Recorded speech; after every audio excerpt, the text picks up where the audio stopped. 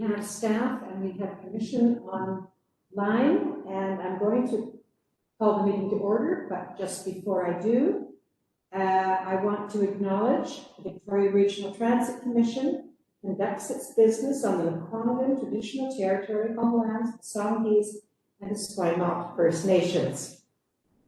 So with that, I'll call the order and ask for a motion to approve the agenda.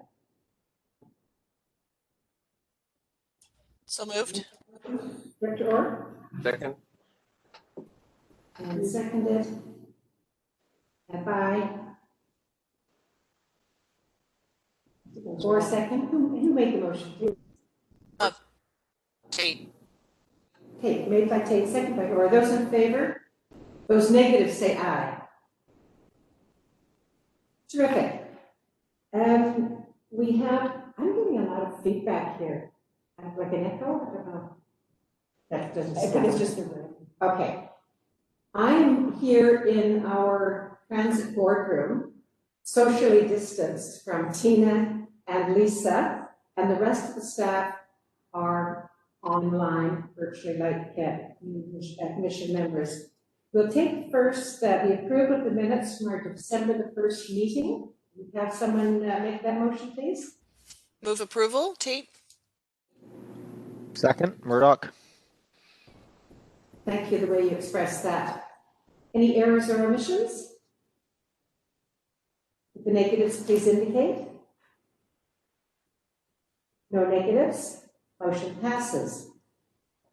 Very brief chair's remarks. One, this of course is a special meeting to deal with really one item which we have left over from our regular meeting where we couldn't finalize the financials because the numbers were still being worked on by staff. So that is what we're here to do today. Shouldn't take us a great deal of time. We have Mayor helps, but she will be joining us at 9:30 if our business is not complete. And the only other one thing I wanted to comment on was, because most of us are down at the CRD, and we know that transit has become a big interest for a lot of our colleagues. And with our transportation committee set up, I know that all the directors down at the CRD are going to want to learn as much as they can about transit and all that's being planned and what's happening in the future. So I know I speak on behalf of all the commission members when I say I know that our staff will, as they always do, engage at a very good level with staff and with the directors committee as required down at the CRD. So look forward to that work. I have, and I don't want to be talking about technology all the time, but I've lost all the faces and any of the audio. As long as the members can hear me, we can make our, anyway, the Windows license will expire. Close. Yeah, we'll say close.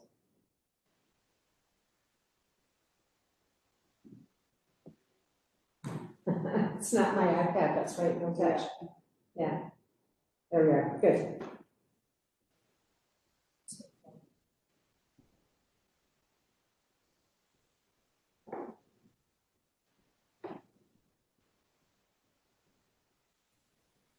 Thank you, thanks very much. So, let us proceed with our business, and item number 4 on the agenda, revised 2020-21 annual Victoria Service Plan budget. And this is the one item that we do need to actually give our stamp of approval today. And I'm going to turn this over to Megan. Megan, please lead us through the material, and then we'll take any questions from the commission. Thank you very much. Excuse me. So I'm assuming everyone can hear me. If not, let me know. And as you are aware from our last meeting, the Safe Restart Agreement was signed at the end of October, and we discussed this about a month or so ago in camera, and this allowed me then to bring forward a revised annual service plan or budget, and approval of this revised budget is a requirement of the Restart Agreement. So We've amended the passenger revenues, the lease fees, and the passenger trips, and as well acknowledged the receipt of the Safe Restart funding for the Victoria Regional Transit Commission, and assumed using half of it for the 2021 budget to help offset loss of passenger revenues and COVID expenses. And that's what's been presented in the table that you see in that document. And in addition, it also reflects the lease fee holiday that BC Transit put in place, which directly impacts the local contribution, which was reduced approximately by that much of the reduction in lease fees.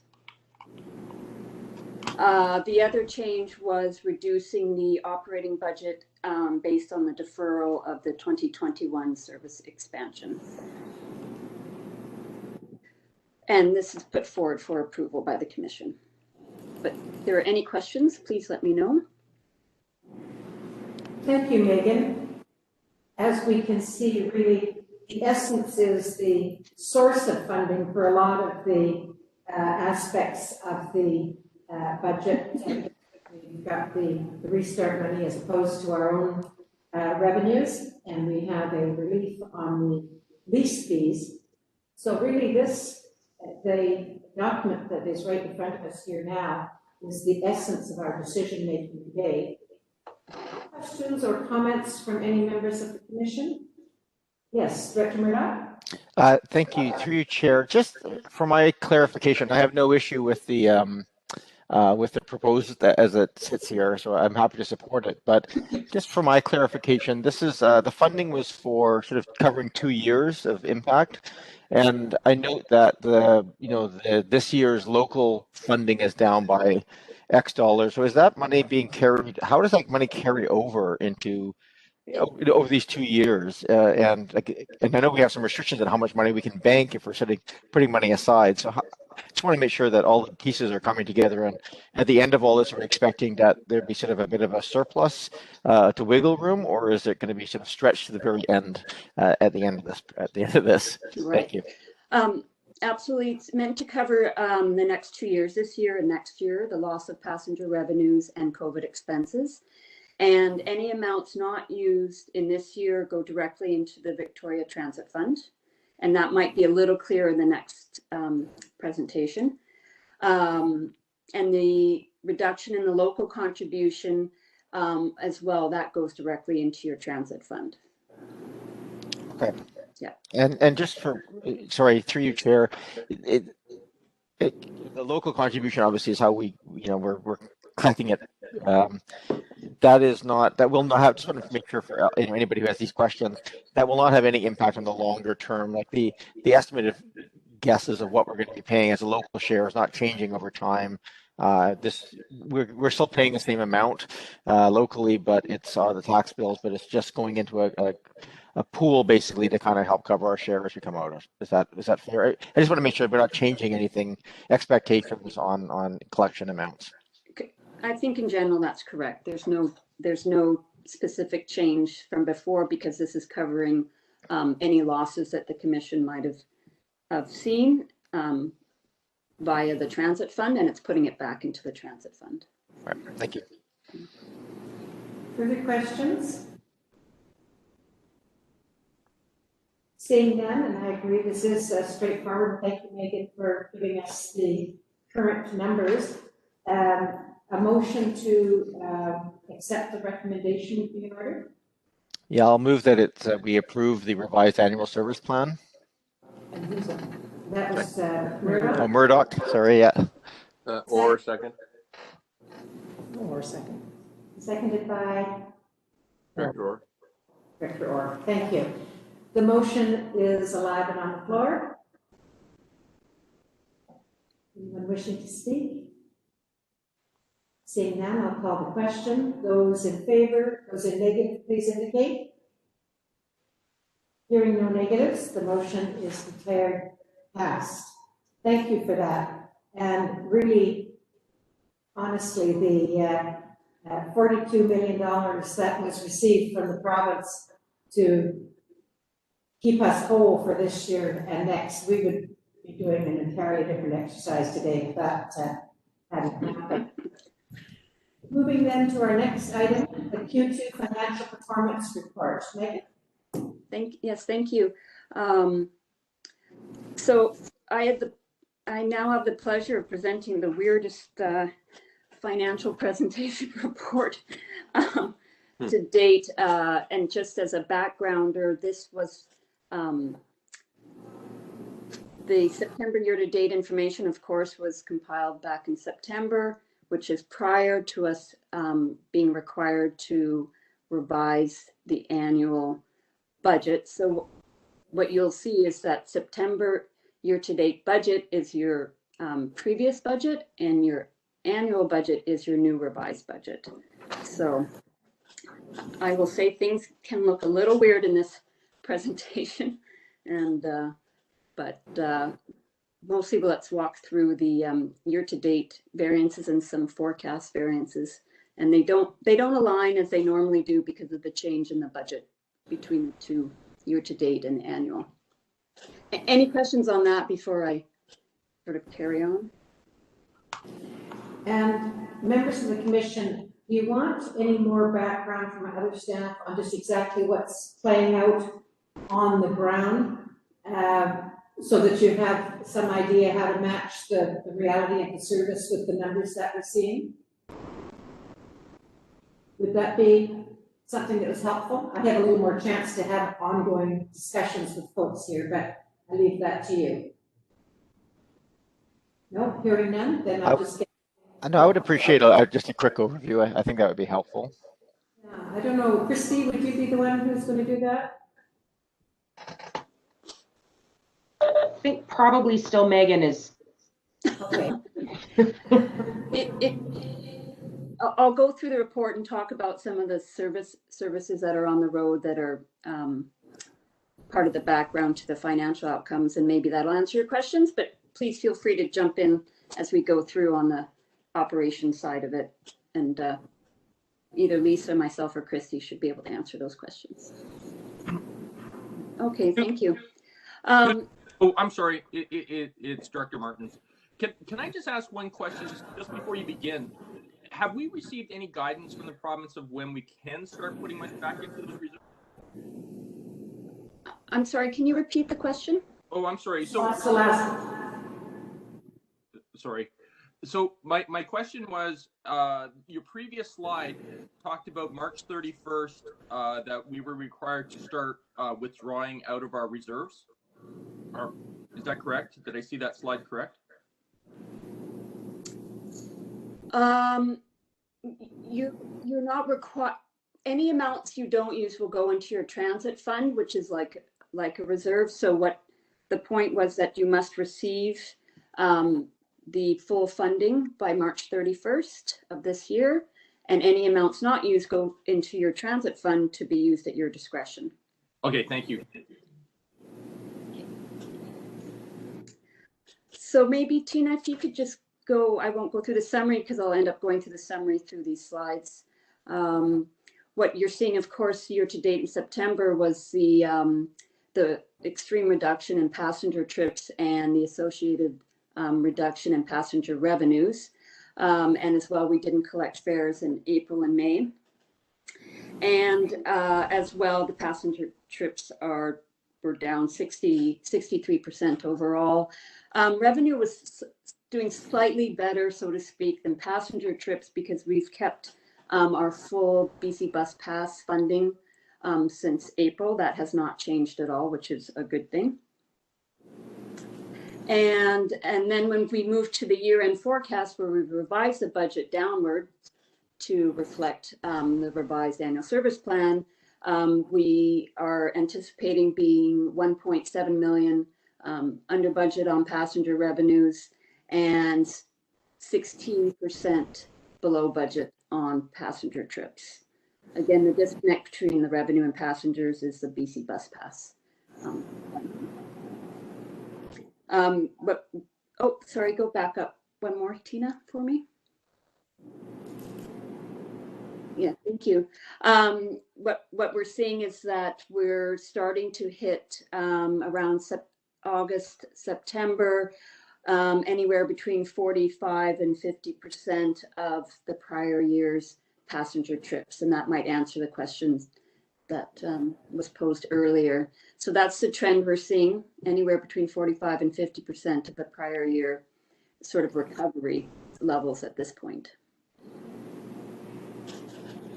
Okay, you can go to the next slide.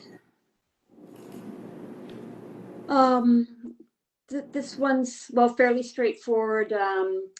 Of course, the provincial operating contribution is based on actual expenses starting this fiscal year. So our actual expenses were lower year to date. So the provincial operating contribution is lower. You will see the Safe Restart funding in the annual budget of the 21 million with no variance there. And fuel tax revenues, I think we were concerned that they would actually be lower than they are, but they're still trending about $2 million lower than 1920 and about $1.4 million lower than the budget. And the local contribution year to date reflects the lower, we're over budget year to date because of lower passenger revenues, which get offset by lower operating costs and lease fees. But by year end, we anticipate basically being on budget. Okay, next slide. Okay, so on operations year to date, we do have fewer service hours being delivered up to September, which is sort of the story as we reacted to what was happening related to COVID. We are 48,000 hours below budget, or roughly 10%. And there are lower labor and, of course, lower taxi costs in our Handy Dart system. But there was higher insurance and, of course, unbudgeted COVID expenses offsetting operations. And fuel is $2 million below budget because our year-to-date price is actually 87 cents a liter as compared to $1.18. On the forecast side, our operating expenses are planning to hold steady, continue to have lower than budgeted service hours. So we are ramping back up in September, and if there are questions around that, Christy or Lisa could probably answer that. Although we do anticipate our taxi uptake will remain much lower than budget, which reduces our operations expenses. And we're forecasting for the remainder of the 6 months that fuel will come in at $1 per liter. So we'll see a savings of $3 million by year end on fuel. Are there questions on that? Because this is very service related. Open it up to any questions from members of the commission. This document, ultimately, we're just going to have to receive. There's no decisions to make. This is an understanding of kind of how things are unfolding. Any questions? No? Carry on, Megan. Thank you. Excuse me. Okay, on maintenance, again, we are below budget year to date, primarily due to vacancies. And for the facilities maintenance, we're under budget because there was a decision made to capitalize the CNG fueling equipment, which lowers operating expenses. And on the forecast in general, we anticipate being on budget because there will be a year-end inventory write-off provision, and that's set by, or in addition, will be lower warranty recoveries and the COVID-related expenses related to maintenance. Okay, next slide.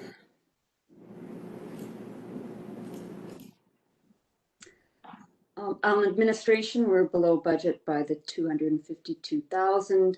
A big piece of that is lower marketing expenses and some lower information systems expenditures, which is mostly timing. And we're forecasted to be only 79,000 below budget by year end. Okay, next slide. Again, on the lease fees, we implemented a lease fee holiday for 6 months from July through to through the end of December. The year-to-date reflects 3 months of a vehicle lease fee holiday, and the forecast, the budget incorporates that lease fee holiday, and we will be $639,000 under budget by year end on some timing on some equipment and facility projects being in service. And that lease fee holiday, as you recall, members, is a BC Transit decision that they were able to go into their numbers. And the lease fee is the ongoing costs that we pay for the vehicles in our kind of payment over time plan. And so this is a big assist to us. And this is happening throughout the province, and these are the numbers. This is how it breaks down for us here. It's really another piece of what allows us to sort of go ahead and hopefully achieve targets next year that we were still planning for. Thanks, Megan. Correct. And it directly impacts the local contribution. These are 100% local contribution expenses in this table. So it's a great news for the commission and helping with the transit fund for future years.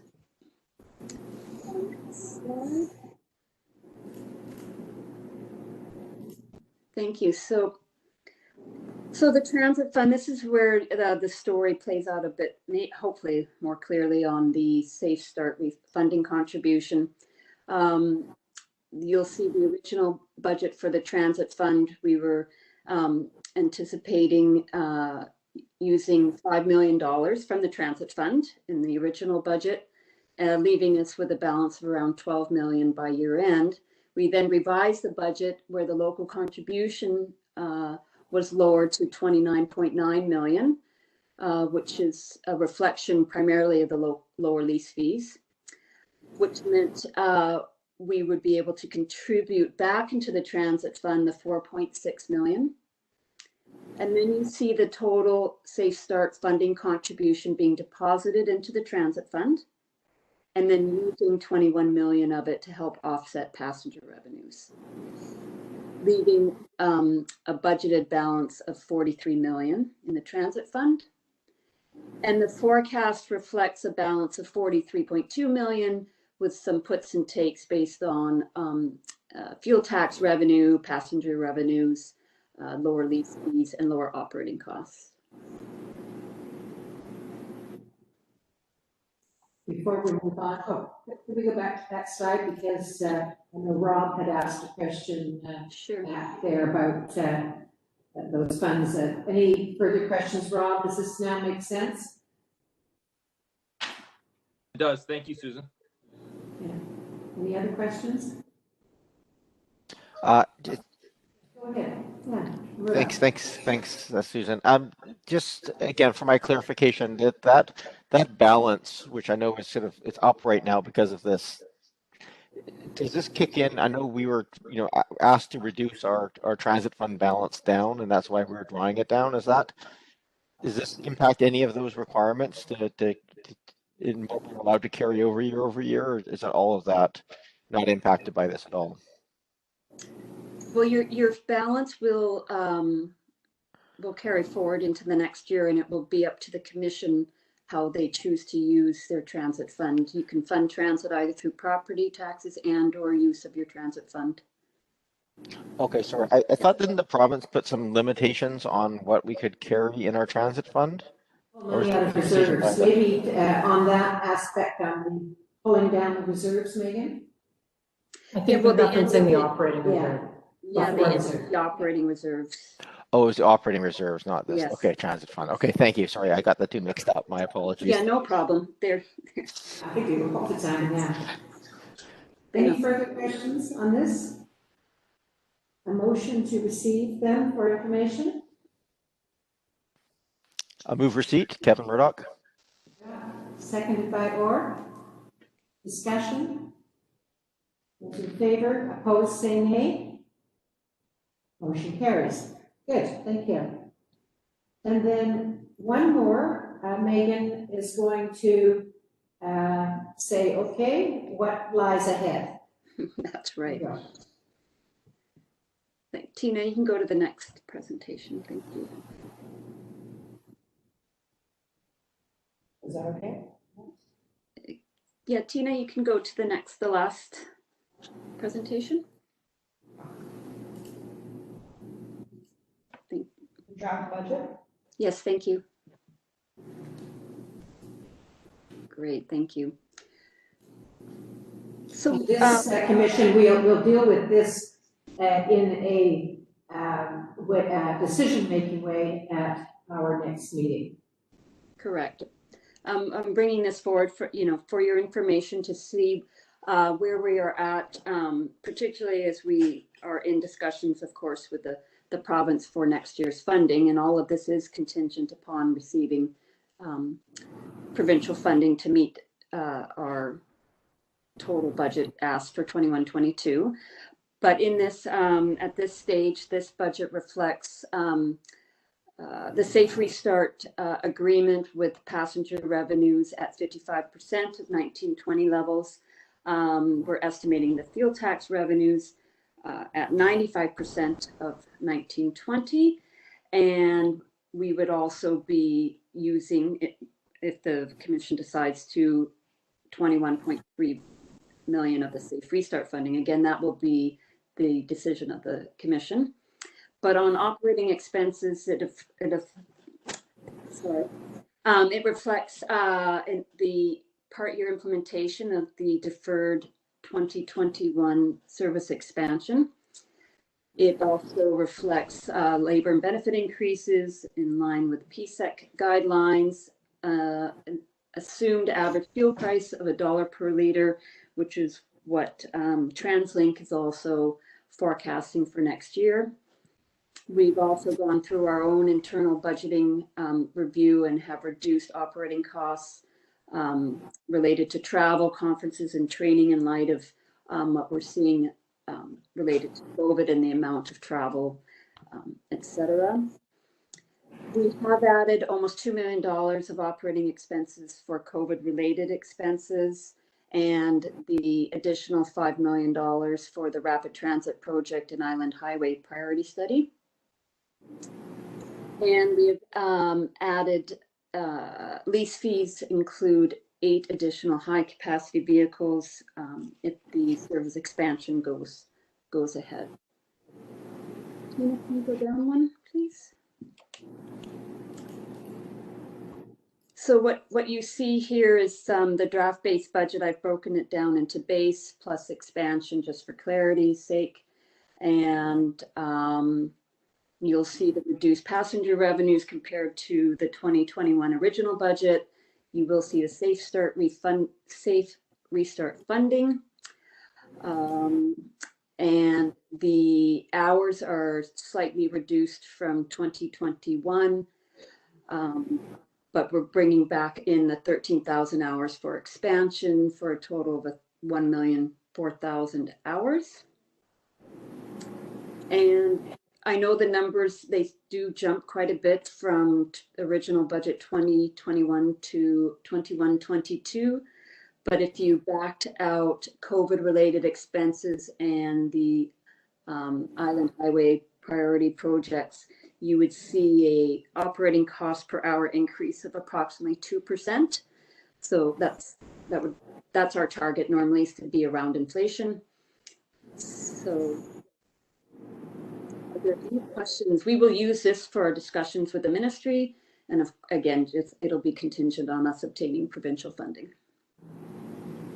Great, and so as you recall, commission members, we are part of the big kind of provincial messaging, so we'll be looking to see how the province and their budget shakes out in terms of transit. That'll be an important factor for us. Just before we go to general questions, Megan, have you got any kind of estimate yet about the local taxation increase, what you would be anticipating this would generate? I don't have that information yet. Actually, based on the BC assessments, we haven't done that work yet. Okay, and that would be available at a time when we were coming to point of considering adopting this. Correct. And another thing I'll point out is although we typically bring this forward for approval, as well as our the property tax increases if the commission chooses to do so in February. But I know that budget day is no longer in February, and it might be sometime in April. So I've reached out to our ministry counterparts about the requirements or the ability to approve a budget and property taxes before budget day. So I will have to get back to you on what our options might be for that. Okay, we'll gear our meeting schedule accordingly. Questions, members of the commission? Anybody got questions on this? Yeah, Kevin? Yeah, thanks, through you, Chair. Just looking at these numbers, it looks in this draft early budget piece that the passenger revenue is going to stay, is anticipated to stay fairly flat over like from last year. So where can you just update us a little bit on where that's looking right now? Has there been, I know it kind of went way down, came up to a level, and you talked about that at the beginning about sort of the sort of 55% or whatever. Where are we anticipating? Is that anticipated to stay reasonably flat at that kind of percentage year over year from last year, or I'm curious about how much optimism or pessimism is built into some of these numbers? Well, I can tell you what's built into these numbers. We are targeting 55% of 1920 levels, and the sort of the source behind that is that aligns with the Safe Restart funding agreement. It's called the medium scenario, which is 55% of 1920. So given the fact that we don't know what universities are going to be doing, which plays a huge part, particularly for Victoria, we, for this purpose, have chosen to use the Safe Restart assumption for passengers. I think once we get closer to September and we know what the universities are doing, probably our outlook or forecast will change accordingly. So I think this is an extremely conservative assumption. We are around 50% as we speak, and hopeful that we'll hit 55%, if not more. Christy, do you want to add anything to that?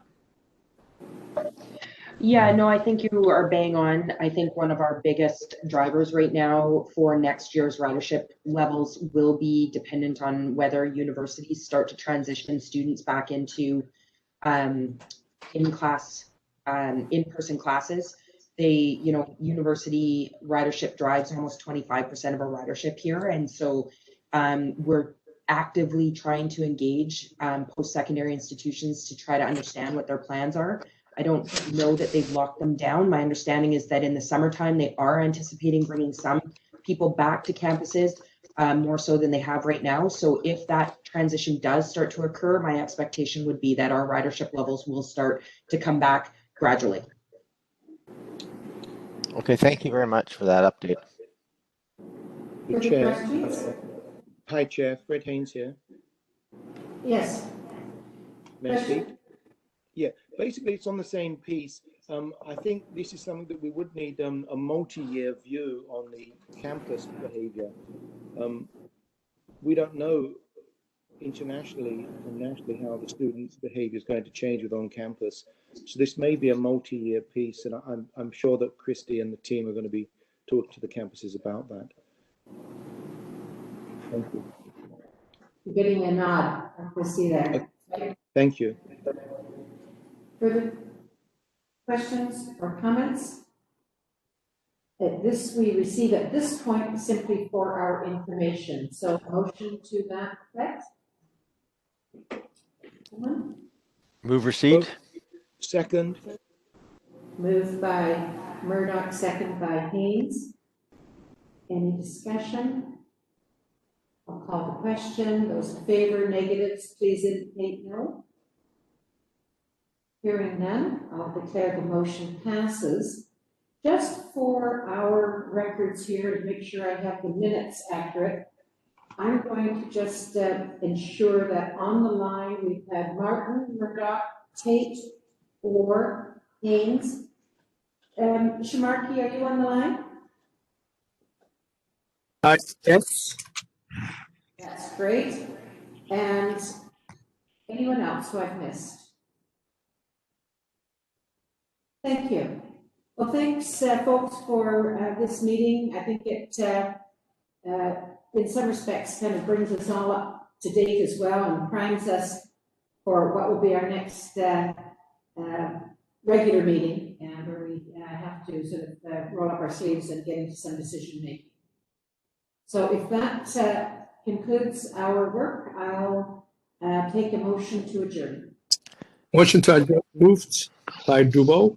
Second by Tate. Thank you. Those in favor, opposed, motion carries. Bye, have a good day.